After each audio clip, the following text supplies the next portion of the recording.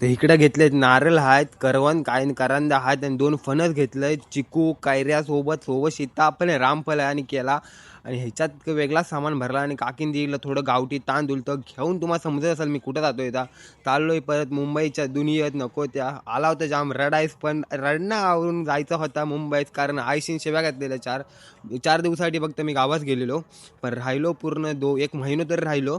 तरी पण असं विचारत होतो की गाडी पंक्चर झाली तर ट्रेन लेट झाली तर पण असं काही झाला नाही आणि असंच पोचलो रत्नागिरी स्टेशनवर. आला होता जाम तोंड वागला वागला करत होतो.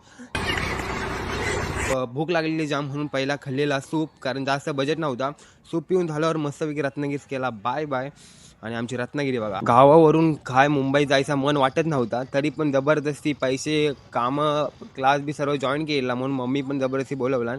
तर आता काय नाही मजबुरीसाठी जायला लागतोय पैशासाठी आणि इकडं तेवढ्यात भूक लागली म्हणून ट्रेनमधून खाल्लं जातं आता वडापाव कारण भूक मारण्याच लागली आणि न सांगता निघालो कारण ट्रेन पण मला माहिती नव्हती कितीची आहे ती तशीच बस पकडलेली आणि तसंच सुटलो तो ऑन दाखवला पण नाही आणि तसं ट्रेन पकडून मस्तपैकी गेलेलो आणि ट्रेनचा प्रवास तसं चालू झालो. मला वाटलं काय ट्रेन बंद होईल आणि तसंच मी खाली परत उतरा आणि परत घरी जाईन पण तसा काही झाला नाही आणि देवाविवाचं दर्शन घेऊन आणि ह्या दरवाज्यात काय बसलंय तर सुखरूप सर्व फक्त मुंबईच पोहोच. आता आलोय बोचकी बिचकी बांधून सर्व इकडं मुंबईस काढू आता दिवस महिनोभर फक्त काढायचोय नंतर परत गोठला बांधून परत गावात जायचं आहे. मे महिन्याची वाडीपूजा आहे आणि माझ्या भावाचं लग्न आहे.